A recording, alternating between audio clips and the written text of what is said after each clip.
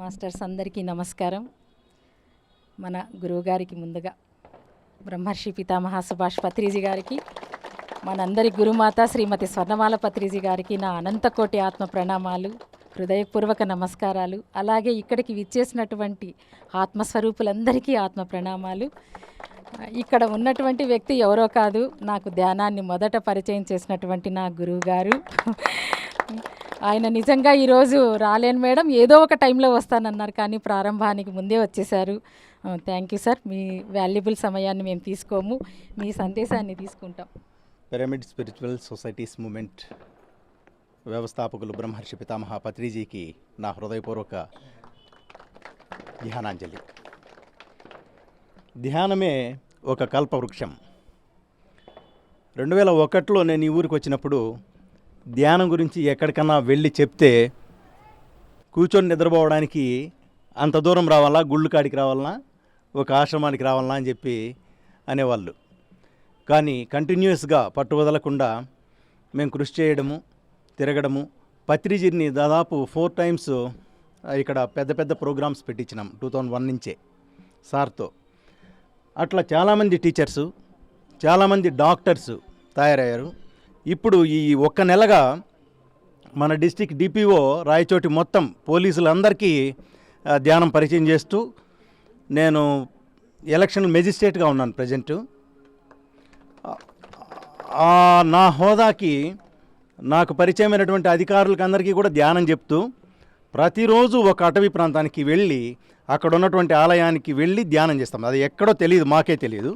ఒక ప్లేస్ దొరుకుతుంది, ఒక ఇక్కడుంది సార్ అంటారు, వెంటనే అక్కడ విఆర్ఓనో ఎంఆర్ఓనో వెంటనే ఆ టెంపుల్కి వెళ్ళి 1 గంట ధ్యానం చేస్తాం అందరూ కూడా ప్రతిరోజు. ఇప్పుడు 37 డేస్గా జరుగుతూ ఉంది ఈ పని. ఇంకా మనకు ఎలక్షన్ వరకు జరుగుతుంది. అట్లా రోజుకు ఒక ఆలయానికి వెళ్ళి లేదా ఆశ్రమానికి వెళ్ళి ధ్యానం చేస్తాం. అచలార ఇట్లా చాలా ఆశ్రమాలు ఉన్నాయి. అమరనారాయణ యతీంద్ర ఆశ్రమం అట్లా చాలా చోట్లకు వెళ్ళి ధ్యానం చేస్తున్నాము. ఇదంతా కూడా నాకు భాగ్యంగా భావిస్తూ చాలామంది ఆఫీసర్స్కి నేర్పడం. మామూలుగా మనం చాలామందికి చెప్పాము, ఆఫీసర్స్ తమ ఒత్తిడితో చాలా ఇబ్బంది పడుతున్నారు కాబట్టి ధ్యానం చేయండి అని చెప్పి అందరికీ చెప్పి ధ్యానం చేయిస్తూ ముందుకెళ్తున్నాం. 37 డేస్గా నేను 24 hours వర్క్ చేస్తున్నాను. నైట్ నిద్ర ఉండదు నాకు. ఇప్పుడు స్టార్ట్ అయిపోతే డ్యూటీ మార్నింగ్ 8కే దిగేది, మళ్ళీ నాకు కాలేజ్ ఉంటుంది. ఇంకా ఈ వర్క్స్ ఉంటాయి, ఎలక్షన్ వర్క్స్, ఎగ్జామ్స్ వర్క్స్ చాలా ఉంటాయి. ఒక్క సెకండ్ కూడా టైం ఉండదు. కానీ ఓన్లీ మెడిటేషన్తోనే, పడుకోవడం లేకుండా, బాడీ హారిజెంటల్గా లేకుండా కేవలం వర్టికల్గానే ఉంది. నాకు అది అలవాటే. ఎందుకంటే చాలామందికి తెలుసు, నేను పలమనేరు పిరమిడ్కి వస్తే ఈవినింగ్ 9 కూర్చుంటే మార్నింగ్ 6కే లేచేది. నేను అన్ని గంటలు నేను సాధన చేస్తున్నాను. నేను అక్కడ ఐరాల్లో మా ఆశ్రమానికి వెళ్తే అక్కడ కూడా నేను 9 కూర్చుంటే 6 వరకు ధ్యానం చేస్తాను. ధ్యానాన్ని ఆషామాషిగా కాకుండా, ఏదో తూతూ మంత్రంగా చేయకుండా ధ్యానంగా కనుక మనం చేస్తే మనకు విశేషమైనటువంటి మనలో ఉన్నటువంటి నైపుణ్యాలు బయటపడతాయి. నాకు అనేక అవకాశాలని మాస్టర్స్ ఇచ్చారు. చౌడేపల్లి కాలేజీని డెవలప్ చేసే అవకాశం ఇస్తే 1 yearలో దాన్ని స్టేట్ లెవెల్కి తీసుకొని వచ్చినాము లాస్ట్ ఇయర్.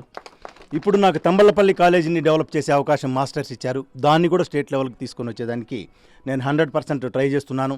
ఇక్కడ 5 గంటలకు బయలుదేరుతాను ప్రతిరోజు. మళ్ళీ నైట్ మామూలు కాలేజ్ డేస్లో కూడా 9 అవుతుంది నేను వచ్చే లోపల. జర్నీకే సరిపోతూ ఉంది. అయినా నాకు బస్సులోనే ఏదన్నా ధ్యానం చేయడానికి, కొంతసేపు రెస్ట్ తీసుకోవడానికి. ఇదంతా కూడా కేవలం మనం ధ్యానం చేస్తే మన వల్ల అవుతుంది. ఇంతమంది జనాలు ఈరోజు యాక్టివేట్ అయ్యి ధ్యానం చేస్తున్నారు అంటే మన గురువు గారు ప్రతి ఇంటికి, ప్రతి మనిషికి, ప్రతి ఒక్కరికి ధ్యానం చెప్పాలి అన్నారు. చాలామంది పోలీసులు నేను పరిచయం అయిన తర్వాత నాన్ వెజ్ మానేశారు. మా సారే తినట్లేదు, మేమెందుకు తినాలి అంటున్నారు. కాబట్టి ఏదో ఉంటే తప్ప సార్ తినరు, కాబట్టి మాకు చెప్పండి సార్ దాని గురించి అని వాళ్ళు ఇళ్లలో వెళ్ళి చెప్తున్నారంట ధ్యానం. కాబట్టి నాకు చాలా సంతోషంగా ఉంది. అంటే సార్తో నడిచాము. ఒక ఆశ్రమాన్ని కూడా నేను ఎస్టాబ్లిష్ చేస్తున్నాను. ఆ సార్ వీళ్ళకందరికి చాలామందికి తెలుసు, మేడం వచ్చినారు, సార్ వాళ్ళంతా వచ్చినారు. అక్కడ నా ప్రజెన్స్ లేదు. ఇప్పుడు ప్రజెన్స్ నాకు వేరే వర్క్ మీద మాస్టర్స్ ఇట్లా పంపించారంతే. రోజుకు ఒక కొత్త నేర్చుకుంటూ ముందుకు వెళ్తానే ఉన్నాము. ఏ రోజు మన జ్ఞానాన్ని వృద్ధి చేసుకుంటూ వెళ్తున్నాం, కానీ వెనక్కి వచ్చిన సందర్భమే లేదు.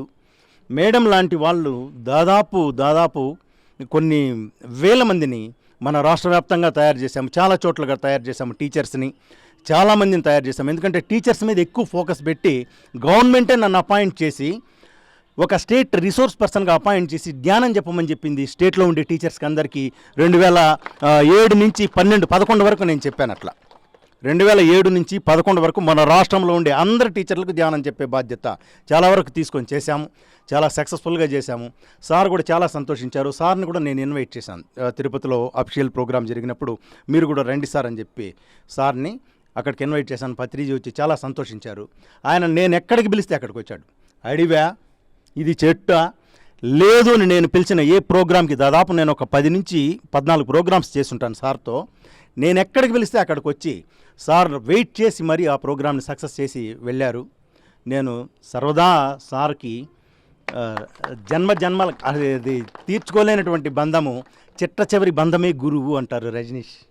కాబట్టి ఆ బంధము సార్ యొక్క ఆ గురు పరంపరలో మనం ప్రవేశించి మనం ప్రయాణించడము, నన్ను చాలామంది ఇన్స్పైర్గా తీసుకొని చాలామంది ధ్యానం చేస్తూ, ఎందుకంటే చాలా సార్ మీరు ఇంత ఎనర్జీగా ఇంత టెంపోతో ఎలా ఉంటున్నారని ఇద్దరు మేల్కొని కూడా అని ప్రతిరోజు అడుగుతూనే ఉంటారు పోలీసులు.